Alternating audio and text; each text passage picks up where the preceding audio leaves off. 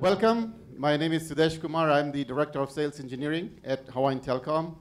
I realize you guys are all very, very busy. You have a lot of stuff that you do and a lot of meetings to attend and a lot of very important things to do. So we are going to try to make your time here as valuable and as worthwhile as you can. You've given us the most important thing you have is your time, and we greatly appreciate that. We cherish that. I see that we have Sunny sitting listening to me. He told me he's grading me, and then, if I do good, maybe, he'll give us some more business. So I'm on the hook here. After listening to him downstairs, I don't know if I can match what he said, his charisma, his vision, and everything else, but I'll try my best, Sunny. We have gathered a very, elaborate team of panelists, and these are from government and industry. And the reason is we want to share the experience that you folks might be going through as far as cloud migration. How do you think that you should migrate to the cloud? What are the things that you need to look for? What are the things that matter to you as a business? And they will be sharing some real life experiences. They will share their vision as to where they think that their company would be going. And we are very honored to have such a distinguished panel. These are the leaders and thinkers and some of the brightest people in the entire state. So we are very lucky to have them with us here. So without further ado, I'll go and introduce the panel. You've seen my little background there. I've got over 25 years in the industry. And I went to IIT, and I was also part of the UCLA MBA program. Keone, he was introduced by Sunny. And he's the deputy CIO of the state. He's running some fantastic programs for the state, UCLA graduate. We're very lucky to have him here with us. Derek Bowman is a very good friend of ours. He's the CIO of Bank of Hawaii. And as you can see, he's got over 23 years experience in the industry as well. John Harris is the CIO of Servco Pacific. Very lucky to have you here, John. Thank you. And Gordon Bruce, very dear friend of mine. And he used to be the CIO of the city and county of Honolulu. Now he is the CEO of Paxer. He's also on the Open Data Forum. So he's doing a lot of work with Hawaiian Telcom. He's trying to help us out, trying to see how we grow and everything else. So thank you, Gordon, for being here. And then, of course, because Fred Rody refused to be on our panel because he thought we were not worthy of it, so he sent his technical person, Chuck. And the excuse he gave me is like, I'm not technical, man. Chuck can answer all the technical questions. I'm like, okay, fine. So we'll take it for what it is. But thank you, Fred and Chuck. We're lucky to have you with us. All right. So what are the key business propositions for migrating to the cloud? I'm just going to touch a little bit on that, and then I'll hand it over to the panel. Why should any business consider going to the cloud? It's like one of the most talked about subject matters out there. Everybody's thinking about going to the cloud. Everybody's saying, hey, we should not. They're debating, someone's sitting on the fence, and we've already taken the leap. What are some of the key driving factors that you would consider when you're migrating your business or your government agency to the cloud? And some of the key points I've listed here, of course, this is not an exhaustive list. This is just a few things that you would want to look for. And the key things are elasticity. What that means is, let's say there is a Christmas rush, and you're a business that's doing e-commerce during Christmas time. So you buy a whole bunch of servers and storage and everything else to ramp up for the demand. However, come January, February, all that servers and all that extra storage is sitting there, and you're not even using it. You're maybe using 10% of what you purchased, and then you've got to wait for another Christmas season to come in. So that's not really a good investment as far as CapEx dollars to your business. So elasticity is really key when you're making a business decision to go to the cloud, because you can ramp up and you can ramp down with the cloud, and it's more like pay as you go. Resiliency, of course, if the data center that you are running your business on, let's say during Christmas time, rush hour, you bought all these servers and all this storage, the data center went down, that's not a good thing. So the thing that the cloud gives you is that even if one location goes down, it's replicated not just within the islands, but also globally, so you don't lose that. So it's business continuity, which is critical to most small business, medium-sized business, large businesses, and government to make sure that all goes through. And then on demand, you want the development team, let's say, they want to use servers today. They don't have the patience to put in a purchase order, wait for the equipment to arrive. unpack it, stand it up in the data center, get somebody else, the IT staff, to now fire it up and see everything else. This is on demand. It says, I want a server, I want a computing environment, I want a storage environment, and I want it now. That's what you would want as far as the cloud is concerned. And finally, this is what the CFOs love, is it has to be less expensive. I mean, if doing all of these things is good, but it's going to cost you much more than what you're doing, most CFOs will say, well, maybe not. Maybe next year. Maybe when I have budget for it, right? So all of these things have to be there. And then the key thing that's not on that slide chart is security. Everybody's concerned about security, data privacy, and Sunny mentioned a lot of that in his presentation. Cybersecurity, people are attacking us from all kinds of places, right? That I haven't put it there on the slide, but that's implied. Unless all of the stuff that you're doing in the cloud is secure, there is no point doing it anyway. So that's like, unless you have that, that's one of the most fundamental things that you want to go and ensure that all of this thing is not just as secure as your own internal data center, but even much more secure. It has to be at least one level higher security so that you can protect the privacy and the integrity of your data. Okay, this is a cloud reference architecture. I mean, there is a whole bunch of stuff that goes in here. But the three key main things that I wanted to emphasize is the one on the right that says the cloud service creator. These are the people that actually go in and create those cloud servers so that the people can actually start using them. The middle portion is the provider. And this is where Chuck will discuss more about all the stuff that he is doing. All the stuff that needs to happen between to make sure that a creator can create this on demand, which is scalable up and down, completely resilient, and have access to all the services that you would require. So that's the middle piece. And then the last piece is the cloud services consumer, meaning anyone that is actually now using this service. So those are the three major components in the cloud computing reference architecture. Okay. And one of the key drivers for going to the cloud was infrastructure. And I mentioned this Christmas example. So you've got servers, you've got storage, you've got network stuff that you bought for this Christmas rush, and now it's January, February, and then you're not actually using it. So this actually started the revolution. Of course, there is a lot of other stuff that you can do on the cloud, like platform as a service, software as a service, business processes as a service, IT as a service, and the list goes on and on and on. It's like this needs to run as a utility. So every time you plug your computer into an outlet, you get a bill from HECO based on how much you charged, or how much usage you had. So the cloud should be the same thing. It should run like a utility. So if you have infrastructure that you don't have money that you've invested for today within your own environment, all you do is you subscribe to the service, you get all the services, you pay for it, and then once you're done, you don't pay for it. It's very similar to running as a utility. That's where the end game is, okay?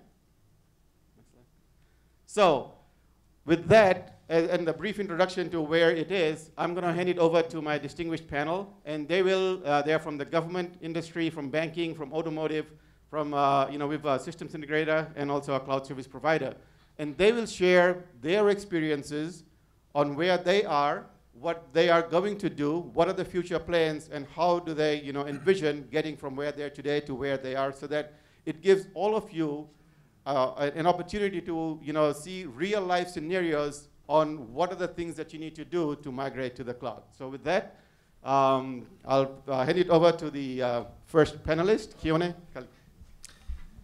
Good morning. Good morning. So, my background is really in high availability, 5.9 runtime, 100% runtime networks and data centers and things like that.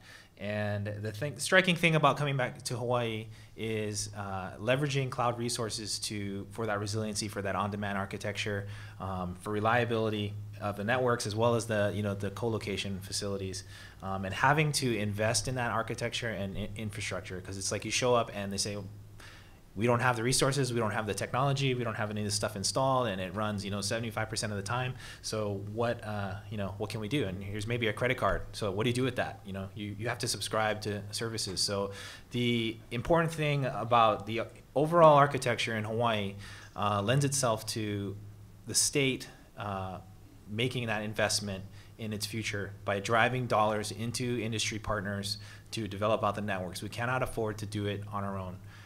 We have to leverage existing infrastructure. We have to upgrade existing infrastructure, connect loops, connect pipes, use the data center co-location facilities that are in place. Mostly in the state side, we're looking at intermediate plans to use it for DR, disaster recovery, continuity of operations functions for cloud data centers on island.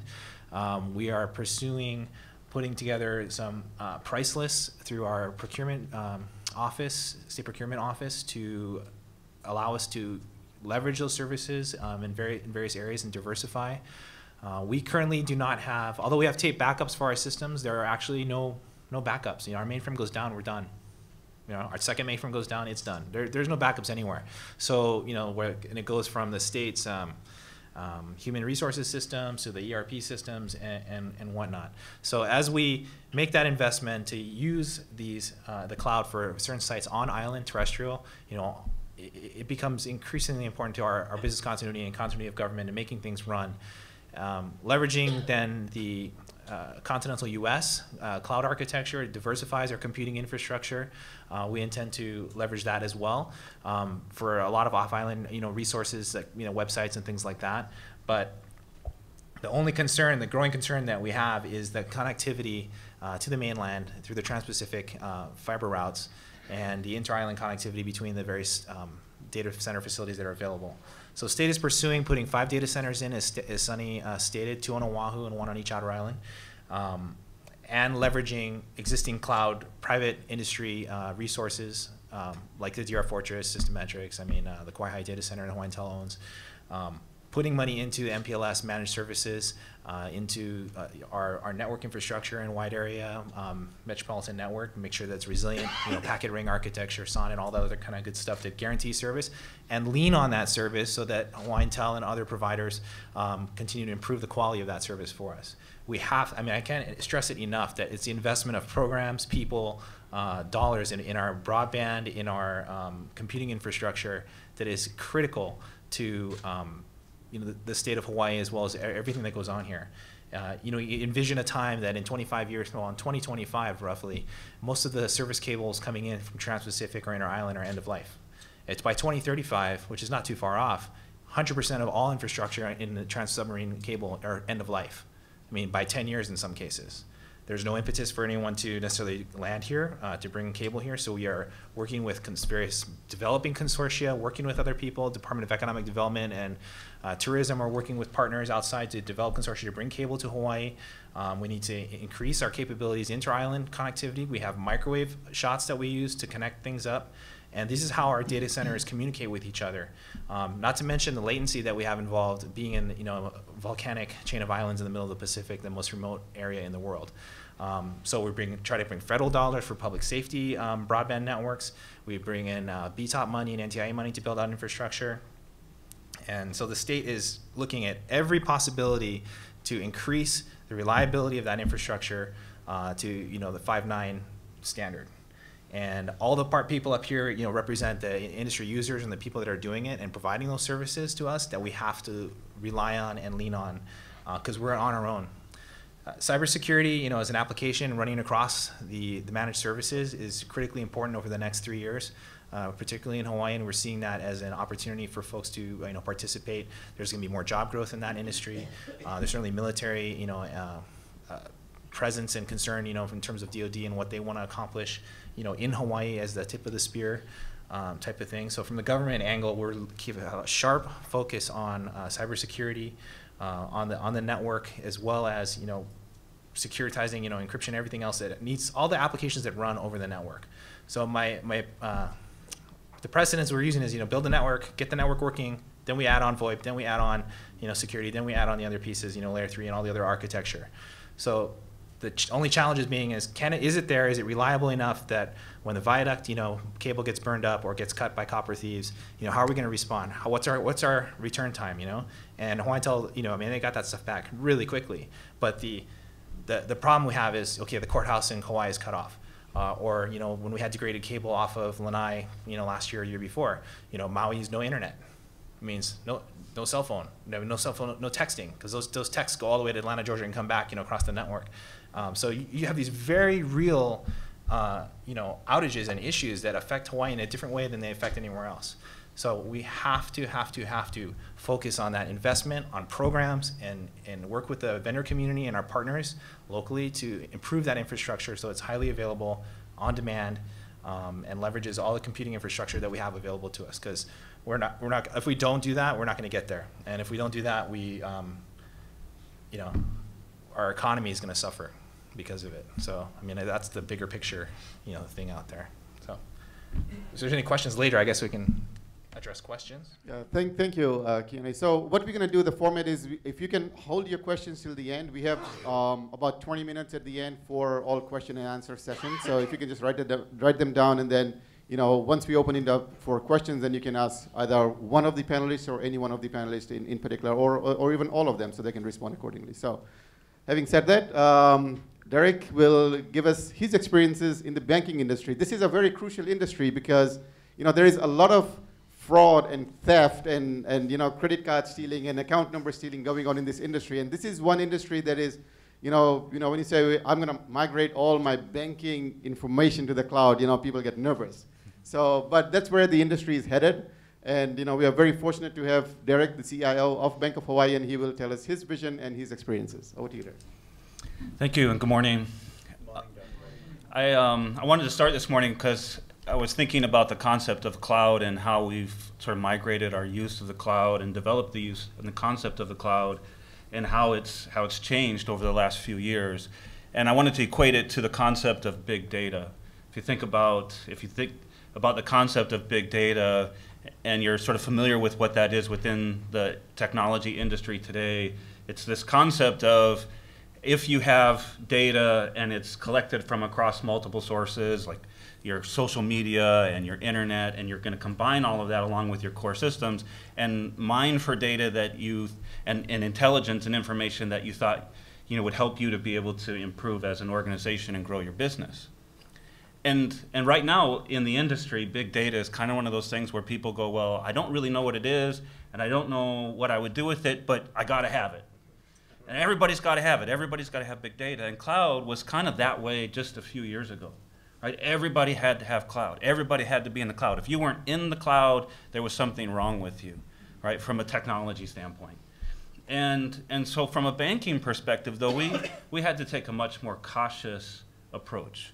We had to be more thorough in our review and our analysis of what it represented to us as an opportunity for Bank of Hawaii and within the banking industry as a whole.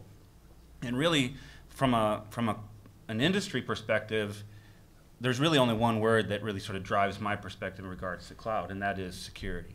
Security, security, security, right? And at the end of the day, if I can't demonstrate through whatever provider I've chosen, whether it's an in-house solution, an outsourced solution, a cloud solution, if I don't have the right controls, the right security, the right risk management to wrap around those services and to ensure that the data that I'm storing in the cloud is being well maintained and protected, then I'm not going to go there, right? And so that's kind of been the challenge for us, because you sort of hear the hype, right? You hear the industry, you hear people talking about it going, oh, you got to get in the cloud. In fact, I had a conversation with my CEO, and this was probably, I don't know, 2 years ago. He was at a conference on the mainland, came back and said, I heard about somebody who went into the cloud and they reduced their costs by 70%. How come we're not in the cloud? And so, you know, you kind of get into those types of conversations and discussions, and you try to understand, okay, well, what is it about the cloud that stands out as an opportunity? And what is the reality of what cloud services actually offer to us as an industry, and what can we do to take advantage of that? And so for me, and the thought process that I went through around that was really sort of starting with the business proposition, right? What is it that at the end of the day is driving the need? What, from a business standpoint, what problem am I trying to solve, right? And ultimately, if you're not mapping to what your specific business requirement is or your business need, then going down any one particular solution is really not going to be that advantageous. I mean, you could still choose in-house, or you could still go to outsourcing or cloud, but if you don't know what problem you're trying to solve, at the end of the day, it's really probably not going to produce the outcome that you're looking for. And so we started with that process. It was looking at, from a business standpoint, what are we trying to accomplish? What do we need to do? And in fact, actually, we found And for Bank of Hawaii, we actually have 2 different cloud relationships today, right? We use 2 different types of providers. One, we use infrastructure as a service. So we have all of our marketing materials that are available on the internet. So the BOH.com website and associated marketing materials, that's all hosted in the cloud. And it's actually running on the Microsoft Azure platform. And then we also have a solution where we're using software as a service. So in this particular case, for software as a service, somebody has a product, it provides a certain capability for us, and we could leverage that capability by entering into an agreement with them, and they provide that service to us. We log in to their services via the internet, and so the service that they provide, we could have installed an application in-house to run that, to provide that service. We could have resources in-house to manage and maintain that. But in the end, when we looked at them as a service and the software that they provided exactly what we needed, and they did it a lot less expensively than what it would have cost us if we were to set up the application and run it in-house. And as a result, we were able to deliver that service in a matter of probably about a month and a half, whereas it probably would have taken us a lot longer to have done that if we were going to install it in-house. And so in those 2 examples, infrastructure as a service, so we were able to turn up a web hosting service and be able to have the bandwidth, have the capacity, have the scalability and elasticity to be able to, no matter what's happening and how much traffic we're getting, we're able to scale based on the type of traffic and based on the service that we have procured. And software as a service, we were able to get a certain capability, deliver that capability within a short period of time at a very low cost, and it's used across the bank for many different areas within the organization who access that service via the internet. Now there's 2 things that are important to recognize about both of those services. There's no confidential data in either one of those services, right? So there's no MPPI, there's no PCI data, there's no confidential information, no customer information. There's nothing about either of those 2 services, if those services were to be compromised from a security standpoint, that would cause us to be concerned.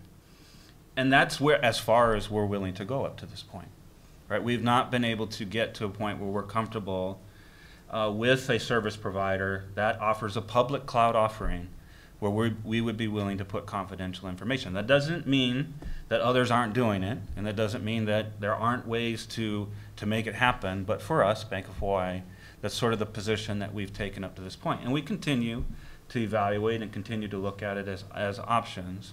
But there's really sort of, for us as a regulated industry, one sort of critical missing piece in a lot of the services that are offered today via the cloud, and that's auditability, right? You have to be auditable if you're going to provide services to Bank of Hawaii. And that's because we're audited, right? We're audited by the government, we're audited by the state, we're audited by our own internal audit organization. And as a result, we have to be able to demonstrate that we have the right controls, the right monitoring, the right level of protection, security, and control, risk management around whatever services we're providing via a cloud service provider. And having that cloud service provider be willing to say, okay, for Bank of Hawaii, we're willing to let you come in and run tests on our environment. We're willing to let you come in and monitor. We're willing to give you all the log data. We're willing to give you all of the monitoring data for your environment. Well, that's sort of the antithesis of public cloud, right? Public cloud is, it's shared, it's open, it's everywhere, it's for everybody. And so that's some of the challenge that we face as an organization in terms of being able to look at how we would use the cloud. Now, you know, as the market evolves, we start to see people talking about them providing public cloud-like services where it's more private cloud probably, it's dedicated to us, it provides auditability, it provides security, it provides measures of control, management, monitoring that we would be looking for. And so those are the types of things where we start to put our toe in the water and look at what it represents to us as an opportunity. Of course, what ends up happening in that case is the cost differential that you thought you were getting by going to public cloud. And so if you'd say this is in-house and this is public and this is the price difference between those two, you start to see that shrink, right? The differential starts to shrink. And now you're looking at it more on a cost basis that it's almost the same cost.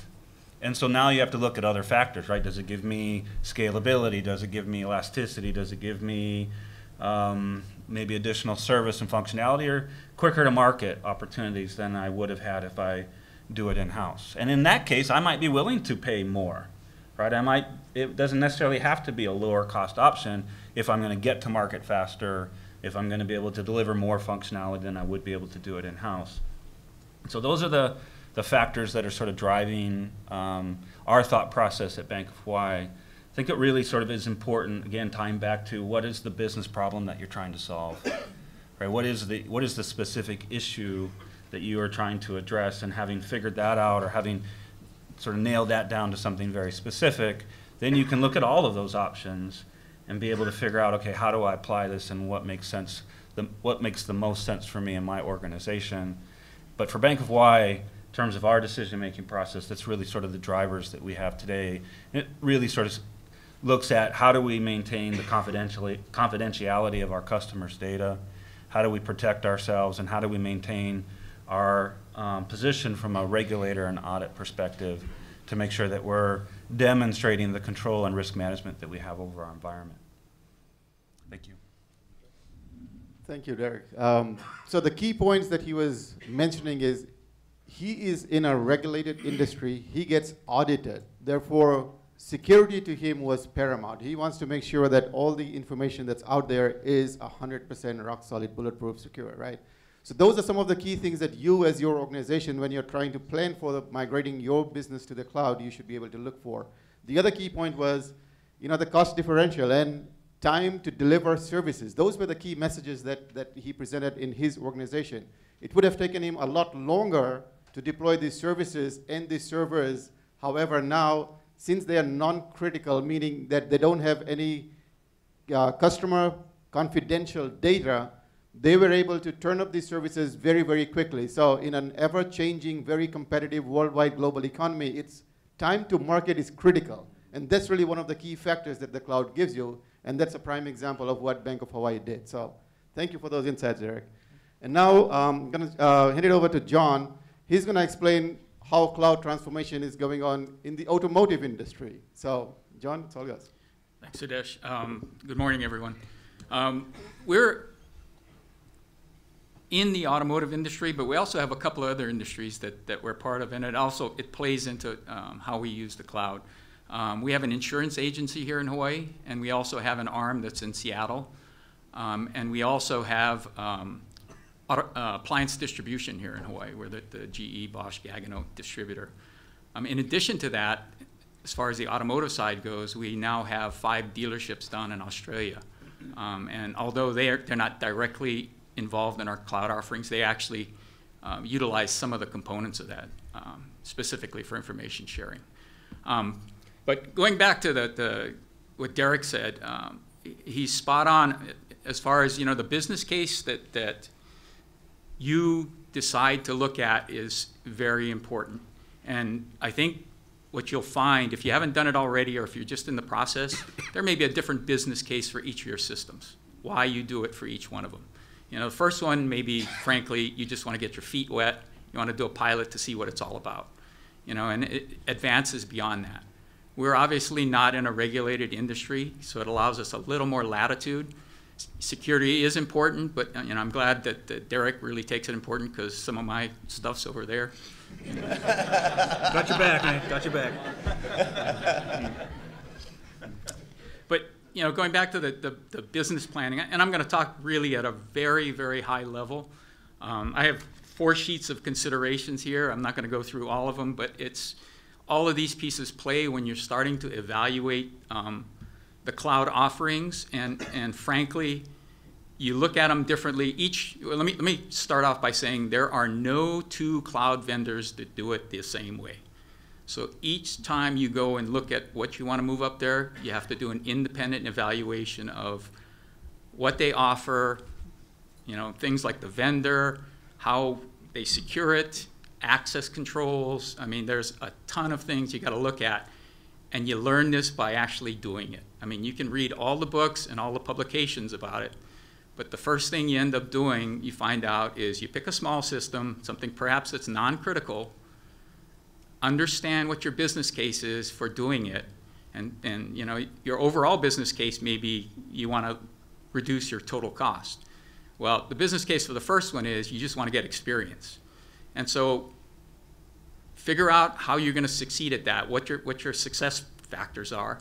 But the other thing you have to figure out is if something goes wrong, how are you going to deal with it quickly? You don't want that failure to basically wipe out your entire plan.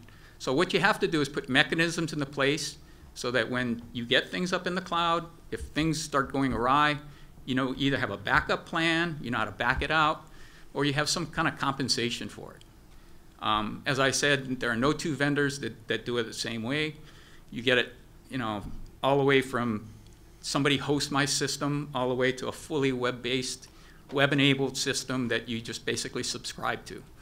And much as we talk about cloud generically, it kind of really isn't. But so you got to look at all these things. You start with a small system. You start advancing to other systems as you gain successes in this stuff here, gain experience. It's, you know, people have written books on this stuff. I'm not going to go over it. But I think it's really, really important that you understand, and you're frankly, there's got to be a champion in your organization that feels this is necessary. And Derek had a CEO, you know, our senior management in our organization, we're always looking to see how you can deliver the same services for less cost and value to the customer. And the customers being both internal to SurfGo, but external to SurfGo also. So we actually, on a bigger picture scale, have adopted what we call the serverless architecture. And we're about 90% of the way there. But basically, what philosophically we're doing is we don't want to own any servers. We want somebody else to own them, somebody else to run them. We want access to the systems that they're on, but frankly, the server becomes commodity. It's an infrastructure piece. So you really do want it as cheap as you can get it, but you also want the functionality that you need. So you got to evaluate all of those things. And that's where it becomes hard, because there is no one that we've found that does everything perfectly. So you get to be in that trade-off between here's what they provide, here's the cost, here's what the risks are, and you got to go take a look at each of these.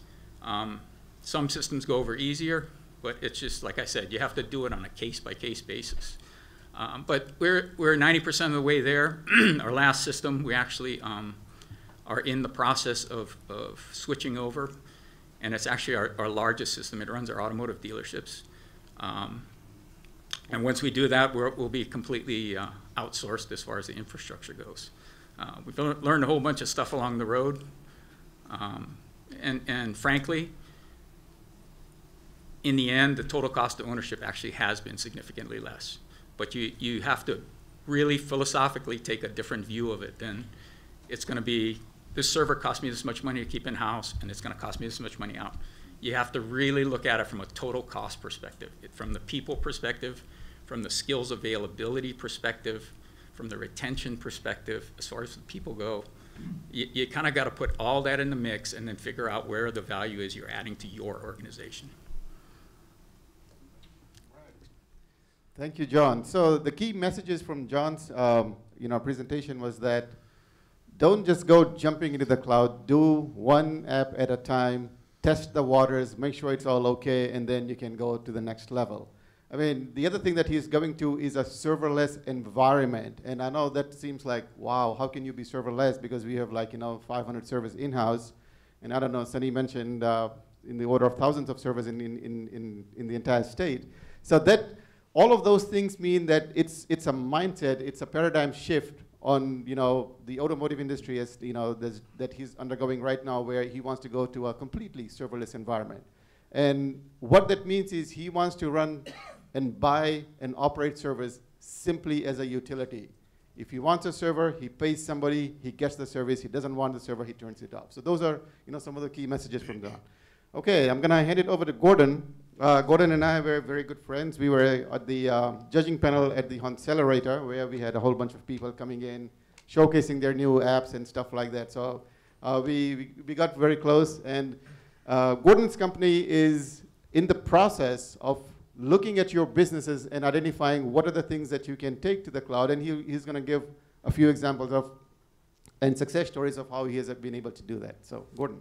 All right, thank you. I didn't know whether I was going to be talking about government as the former CIO for the city, and I've got some stories for you, or if I was going to talk about the private sector. And I want to thank John for doing my presentation. Thank you very much.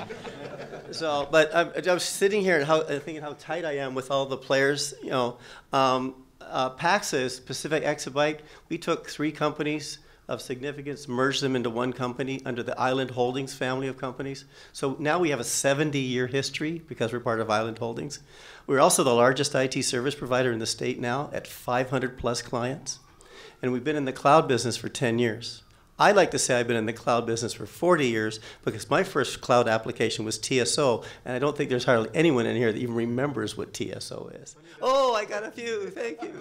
Thank you. I don't. Oh, yeah, Sonny. Well, that's right. You're almost my age. So that helps. But I gotta say some nice things here. So the bank is my bank, my personal bank, and also our bank lender for our credit line for Paxa. So that's nice. My 102,000-mile Prius I bought from Servco, and I just had it there for servicing last week on a recall that they did for free. Which I thank them very much. So we use DR Fortress for a number of our clients for our cloud and hosting services, local hosting services, and the state takes all my money. So it's just perfect. It's great to be here with family and friends. So anyway, I'll just kind of go through it because John really did hit on a lot of the things and so on, and things that we have learned. But I'm going to talk a couple of stories, fun, interesting stories. When I was with the city, everybody remember the tsunami? And this is why you go cloud. This is an example of why you went cloud. There's always a reason why you would go cloud, and then they're different. Remember the tsunami? Which one? I remember the one that was in Japan. And that tsunami was obviously worldwide coverage. And everybody was saying, go to honolulu.gov. Look at the cameras, you'll see what's going on. It looked like a denial of service attack. It was unbelievable. And it literally almost brought us to our knees. So there was a reason to go cloud. Next time around, if there was ever a tsunami, we didn't want to get into that. So immediately after that event, we went cloud for that particular application. So there was a reason we had to get there and go there. Along that, we learned, because every piece is a little bit different, we learned that we learned some things that we could do, and then we were going to come up with a new application called the online camping permit. So you could register online for the camping permit. Remember my classic city story? People would camp outside of City Hall for 2 days for a 2-day camping permit? Insane, insane. I'm with the government, we're here to help. So we went online, but we said, you know what, this is probably going to be better as a cloud application. And we're glad we did, because now every camping permit gets issued within 1 minute of us opening it up. 1 minute. Everything is gone. So people just sit. They sit, and we watch it, and boom, it's up. And every camping site is gone. But think of what we did to the economy, all these people that would sit there for 2 days. Bento box sales went down, but that's about it. So that, so the question comes up, why should the client go? And we do that with our clients. We sit down with the client and say, okay, why do you want to go to the cloud? There's got to be reasons. You read it on the magazine on United Airlines flying home, and you saw cloud, and you saw some commercial somewhere that said we should be in the cloud. So we found that we've got to sit with each client because there's multiple reasons. And what I find kind of fascinating is that one of my favorite stories with Paxa is that we had one client that said, we really want to focus on our business, our core business, what we do. We don't want to be in the cloud business. We ended up moving them to the cloud, and then we took their employees, and they became our employees, and they continued to focus on tech. And not only did they, did we give them an opportunity as their employees, we provided cloud services with staff that already knew the company, who could then train our staff to get more familiar with the company. So then now you start to know the company. And I think that's another key part about the cloud services. You have to know the businesses that they're in. We have 500 clients, ranging from 2 people to 10,000 people as employees in the companies. So they've all got to be different. And so those are the things that we like. And I do want to talk about, we do a lot of local cloud services. We use practically all the players, plus we have our own cloud services. So we use DR Fortress, as I mentioned earlier. We're their client, so that's kind of nice. So there's that, but Keone mentioned something that I thought is something that you need to really seriously think about. The Broadband Task Force document that came out has a 2-sentence line buried in it that raises the flag about offshore capacity. And Sunny talked about it today, Keone talked about it. That is an issue. The fact is that we are going to have capacity issues to the mainland and into Asia within the next 2 years. And what is that going to mean? And I've talked with the DCCA, what would the incentive be for someone to drop fiber in Hawaii? At how many double-digit millions of dollars? So we're going to have some interesting challenges in front of us as we go down the road. The good thing is that then it helps for the local services providers and local cloud and those kinds of things. But then we're still going to have to deal with the kinds of things that are happening with capacity. I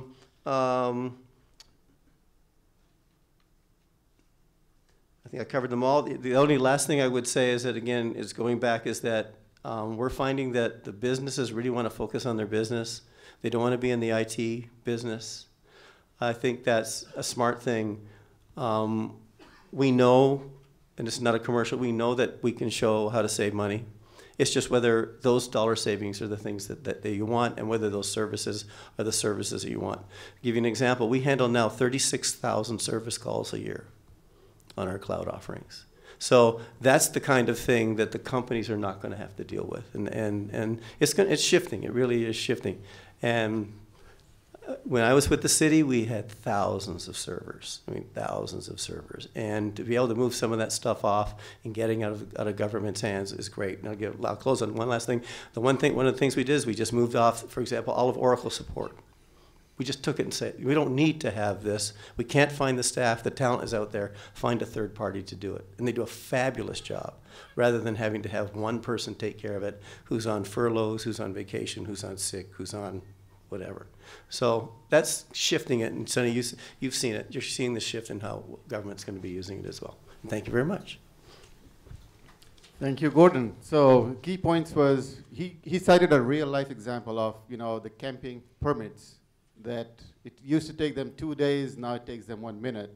What Gordon didn't realize is that those guys that were camping outside City Hall thought that was a campground. So anyways, Chuck is gonna, here's a presentation, so we're gonna go through some slides. And he actually is one of the few people on island that actually provide a public-private cloud offering. And he will go through some of the details on what that means and what are the things that you need to look for. And at the end of his presentation, he's also got a document which outlines some of the key things that you need to evaluate before you even decide you want to move. So it's a set of questions that you need to answer. Look at your organization to see if these set of questions make sense for your specific environment. And based on your business needs, then you can decide to go to the cloud. So we have copies that we can distribute, or if you would like to get an electronic copy, you can give us your name and email address, and we'll be more than happy to send it across to you. So with that, Chuck. Thank you. I don't know if you folks in the back can read this, but I'll read it out to you real quick. I'm not going to read the whole PowerPoint to you, but I finished studying other companies' cloud migration strategies. Close your eyes and hope for the best seems to be the most popular.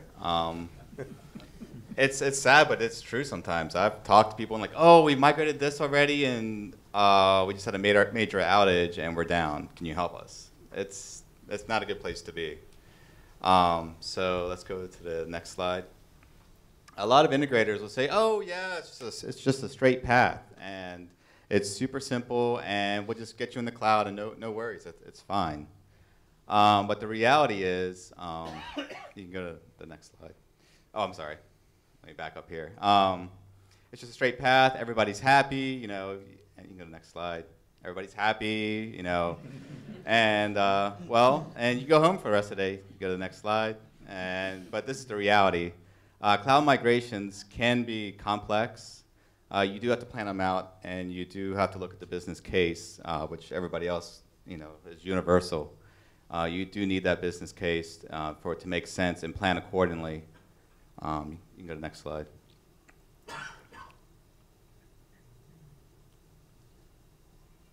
Second. Oh. Should have put it on the cloud. Okay, so go back. Okay, go to the next slide. Okay, here we go. So the cloud is not subject to failure, and there are oops, right? So you see what happens here. It starts raining. So if you go to the next slide, you heard about the Netflix error on Christmas Eve and Amazon's outage. Amazon's gone down. Microsoft. Every cloud provider has gone down at one point. So you need to make sure that your application can survive an outage. And if you don't do that, just be prepared to be down for a little bit if you don't have the means or if your business case doesn't, if it's all right. So with all these, it's like, well, why do it? Why would you want to go to the cloud with all these potential issues and failures and all these different things? You can go to the next slide. This is it. This is one reason, your servers are in your cabinet at your office, and you don't have a cloud backup strategy. All your tapes are sitting on that table to the right down there that were in your server, and your business is shut down, and so you're stuck. So and to give some real world cases here. We've had clients call us and say, not catch on fire, but a sprinkler head, flooded the server room. I actually walked into an office I worked for back in the Baltimore, D.C. area, 11, 12 years ago now, and we walked in and the air conditioner unit was actually leaking all of our $50,000 accounting server, and the water was just literally going down the sides of it. And, these things do happen. Let's see, I can go to the next slide. So another reason, some of you might have some of these on your desk still in some organizations here. The state does. Yeah. That's right. Oh, sorry, Sonny. That's our production equipment. So,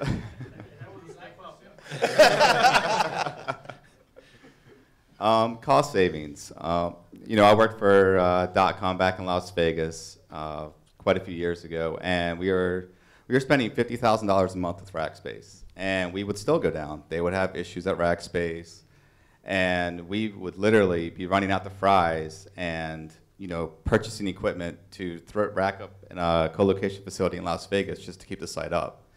And every time the CFO saw me coming down the hall, he would run. He would just see me. He's like, oh no, he's going to ask me for more money. This way you can have your core applications, and if you are a .com or even a regular company, if you do need increased capacity, you need more memory, you need more RAM right away, you can dynamically allocate it, you shut it down, restart it, of course, but get it there right away versus waiting for HP to ship you a server, waiting for everything to happen. So it lets you be more dynamic in your infrastructure. You can go to the next slide. So the next slide is every cloud provider is different, and what you need to think about is, where is my data? How is my application going to survive an outage? If your data is here on island, does your cloud provider have another node in the mainland that you can have your data be backed up to? Or, could you have a cluster of Exchange servers so your email stays up? If you don't want, to go to like Microsoft or Google to have your data and then do what they want with it. So, you need to, think about these things for your business cases and survivability. So, survivability is key, and that's, I think, one of the biggest advantages of the cloud. A good cloud strategy, in my mind, would be to co-locate your core servers and have that cross-connect into your cloud environment, which can scale out, and then have that replicated off to the mainland. So you're covered on all tiers. So if you do have a cloud outage, you still have your data. You can still get to your data.